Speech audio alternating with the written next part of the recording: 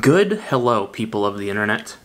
I wanted to make a video today kind of talking about my beginner's intro into 6x9 medium format film photography. I know that sounds like a mouthful, but I just got into it. I did a whole bunch of research and I got my camera, my 6x9 camera, a couple days ago, and I put about 5 rolls of film through the camera and kind of want to talk about my experience in buying some stuff that I kind of missed when I was getting into it, just to kind of, if anybody else is getting to 6x9 or wants to get into 6x9 medium format film photography, kind of give you a perspective of, like, I just did all the research and all the buying and all the stuff, so it's fresh in my brain, and hopefully I can transfer some of that stuff to you so you can it can make your journey into it easier.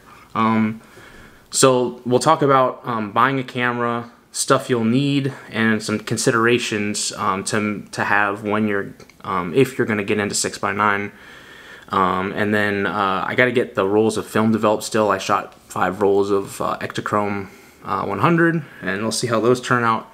So that may or may not be in this video. I may make a separate video when I get those developed and they come back. But let's get into it. So, you want to shoot 6x9 medium format, or you want to shoot some type of medium format, and maybe you're just kind of feeling out which format you want to go with. Here's my plug for 6x9. The reason that I chose 6x9 is because it's a 3:2 aspect ratio, just like what you're watching me on right now. The Canon R5 is a 3:2 aspect ratio sensor, so the sensor is 24mm by 36mm, and while the 6x9 format is, you know, 6x9, 6cm by 9cm-ish, right? So it's a larger exposure area. It's still the same aspect ratio, so it's still going to be too high by, the ratio is still going to be too high by 3 wide, right? If you reduce 6x9, you're going to get 2x3, right? So that's one of the reasons, and my plug for getting to 6x9 is because it's the same aspect ratio as 35mm film, like on this Canon A1 is 3:2, because that's what digital sensors, full frame sensors, are based off of.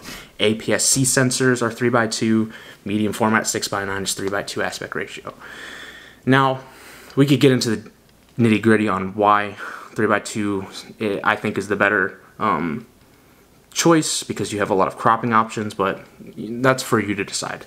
That's just my plug for, this is why I chose 6x9 instead of 6x7 or 6x6, which is a square. I just kind of like the look of 3:2, both in landscape and vertical. So 6x9, it's a 3:2 aspect ratio, 6cm by 9cm. We can take a look at the camera that I bought real quick. This is the Fujica GL690 Professional. And if you want to have a look at the back of the camera real quick, we'll open her up for you. And you can see, let me put the curtain over here for you.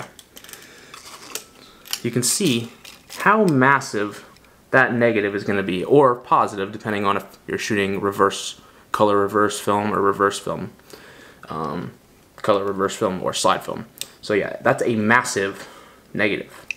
As compared to, I'll show you what a 35mm looks like right real quick. We'll open up this Canon A1 back. As you can see, the little curtain area here where the actual light passes through and hits the film is a lot smaller. And we'll take a look at the cameras real quick in size comparison, just to show you if I can even fit it in this frame. So this is a Canon A1 with the battery grip on it, and it's still smaller than the actual medium format camera. I'll show you the fronts here real quick. This thing is absolutely massive. It weighs about as much as the Canon R5 with the 15-35 on it, which is what you're watching me on. But I digress. Well, we'll get back to what we were talking about, which is getting into the 6x9 format. So if you are going to do it, if you said, hey, I'm going to do 6x9 instead of any other format, let's start off with cameras. Now, there's a couple different cameras you can buy.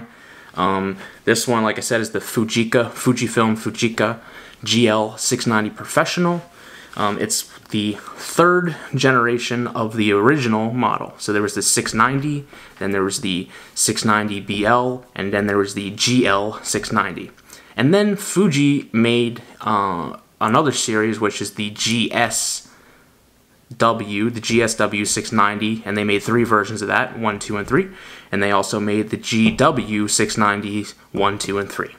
You can go look those up if you want. They're all rangefinders. None of them have light meters, which is what we'll get to in a minute. They're all manual leaf shutter cameras. They're all rangefinders. Yeah. So, I'm not a big fan of the rangefinder. I found out when I started shooting this, I don't like it, but we'll get to that. So the next thing, I mentioned it, is these don't have any light meters in them. Like the Canon A1 has a built-in light meter in it. And it will do everything for you. It will set all the settings if you put it in program mode, or if you have it in aperture priority mode, it'll set the shutter speed for you automatically based on the light meter readings. The medium format 6x9, I haven't seen a camera that has a light meter in it, so you're gonna need one. Now, I bought the Minolta, I got it right here, the Minolta Spot Meter F. There's 2 types of light meters that you can buy. You can buy a spot meter, or an ambient/incident meter, where it measures the actual ambient light hitting the scene, whereas a spot meter measures the light reflected off of the scene that you are metering. So you put it up to your eye and you measure it, and it gives you a reading, which allows you to do zone system metering. I'm not going to explain what that is. There's a lot of people who are much more experienced in that, but I'm just giving you the information so you can go look it up. So spot metering and the zone system versus ambient light metering. And if you're getting into medium format, you're going to need to watch some videos if you don't understand this. So yeah, you need your camera, and you need your light meter, and then you need film. Considerations for film is 6x9 medium format, you're only going to get 8 shots per 120 roll. Now, if you don't know anything about medium format, there used to be 120 rolls with 4 shots in Japan only-ish. And then there's what we have now, which is 120 rolls, just a standard 120 roll, and there used to be 220 rolls. They don't make the 220 or the 4-shot 120 more. It's just a 120 standardized roll. Now, Kodak makes it, Fujifilm makes that, but on 6x9, you're only going to get 8 shots. That's it. 8 shots per roll. So it can add up on your wallet because, you know, 5 rolls of Ektachrome, which is what I just shot, is $84, right? So you get 40 shots. 8 times 40, 8 times 5 is 40. You get 40 shots per 5 roll box. So it's more pricey, and it also costs more, slightly more to get developed. It's about $15 per roll instead of the $10 per roll for 35mm. Now that is obviously going to vary based on your film lab and where you send it, but just a consideration for you is the film is more expensive in terms of how many shots you get per amount of film you buy, and it's going to cost you slightly more to get developed. So yeah, that's the film. So you got your camera that you're going to need your light meter because it's all manual, and you're going to need your film, and the consideration for film is it's going to be more expensive than just shooting 35. 35 is pretty cheap. It's not overly expensive. Medium format is going to add up quickly. Now, the price of the camera wasn't bad. You can get some from $500 to $1,000, and then $1,000 to $1,500. So it's between $500 and $1,500. The one I got was around $600 with shipping. Near mint condition. It works great. Obviously, I haven't got the film back, so it could have some issues with it, but I don't think that's going to be the case. I tested everything mechanically. It worked fine. Let's talk about the camera a little bit. So if you are going to choose to go with a GL690, and the reason, another consideration that I went with this one instead of Fujifilm's later 6x9 cameras is that this one has a removable lens. So you can take this lens off and you can put on a 65mm, 5.6 or f8, yada yada yada. You get the point. The lens comes off, whereas the GW and the GSW 90 series don't. They're fixed lenses. Now the original 3 series, so the 690, the 690BL, and this one all have interchangeable lenses, so you can pick any of those 3 cameras. I just chose to go with the GL Professional because it's the latest one, and it had some features that I wanted. For example, if on the GL690, if you have the shutter or the curtain closed, you can take the lens off, and you won't have any exposure on your film. I think the other 2 previous ones didn't have that feature, so you couldn't change the lens while there was film in the camera. which is kind of annoying, right? And it also, this feature also locks the shutter, so you can't engage the shutter. So it's kind of like a shutter lock, so you don't accidentally hit the button. And when you're ready to shoot, you just click this little button here, click, and it opens your curtain, and you can listen to this real quick. That was the shutter. It's a leaf shutter, so it doesn't sound, for example, like a Canon A1 where you get the mirror that moves out of the way. That's something I'm also disappointed about with 6x9. I've never shot a rangefinder before. I've only shot digital in my 35 Canon A1. So I was kind of disappointed with the shutter sound, but that it also, you know, gives you less shake in the camera, so you don't get, you know, blurry images. But I would like a 6x9 SLR, but they don't really make them. So some other things to consider with medium format is a tripod. You're probably going to need a tripod.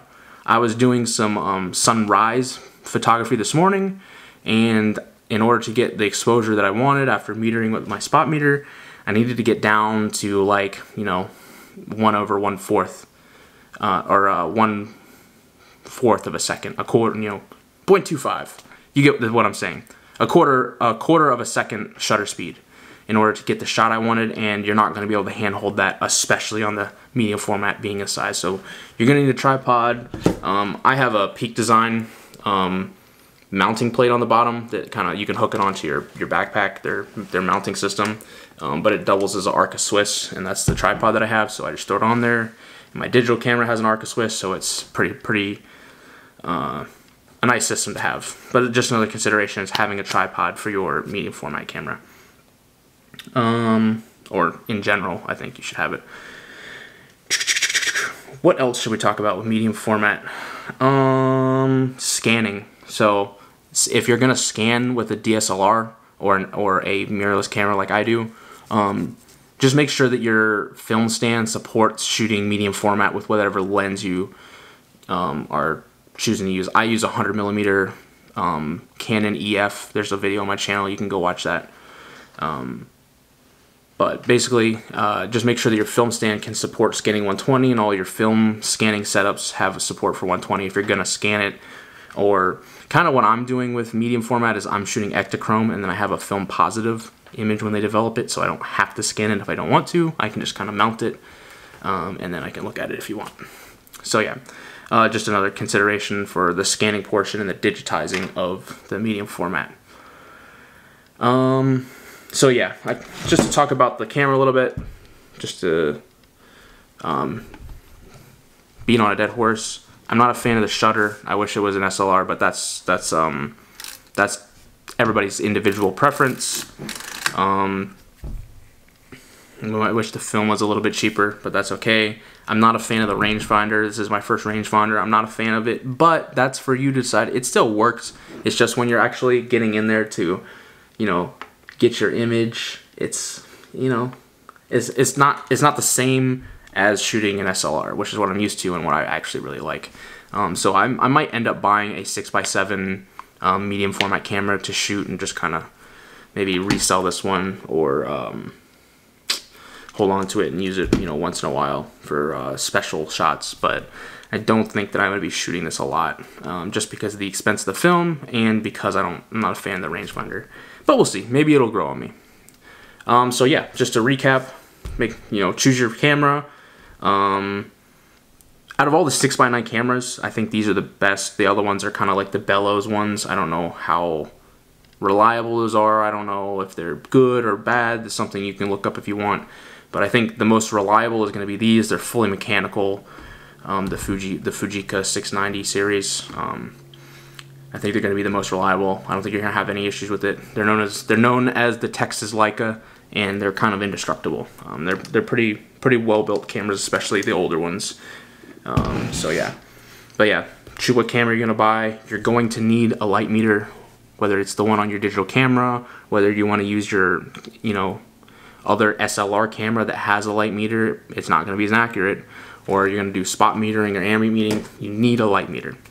And then just take in consideration the film's going to be more expensive. And that's pretty much it. If you're going to get into 6x9, that's really all you need to know. You need your camera, you need your light meter, you need your film, you need a tripod, you need to know how to meter your scene. And that's pretty much it. There's not much difference between 35mm and that. It's a bigger camera. So yeah, them's the beans. If you guys have any questions, leave them down in the comments, and I'll try to answer them as best as I can. But like I said, this is the beginner's take in getting into medium format and my experience in buying the cameras. Oh, one more thing. I'm going off topic here because I'm trying to end the video. But one more thing is most of the cameras are going to come from Japan, just like any other ones. Like all of my Canon A1s came from Japan. It came from Japan. It's pretty quick shipping. But just make sure that when you're, and eBay's where you're going to buy it, make sure that you're vetting it and making sure that the seller has a good reputation and all that good stuff. But that's with any film camera purchase. So yeah, I hope this helps. I hope you guys give it a shot. Just go for it. You know, even if you don't like it, you can resell the camera and, you know, try something else if you want to. But yeah, that's the video.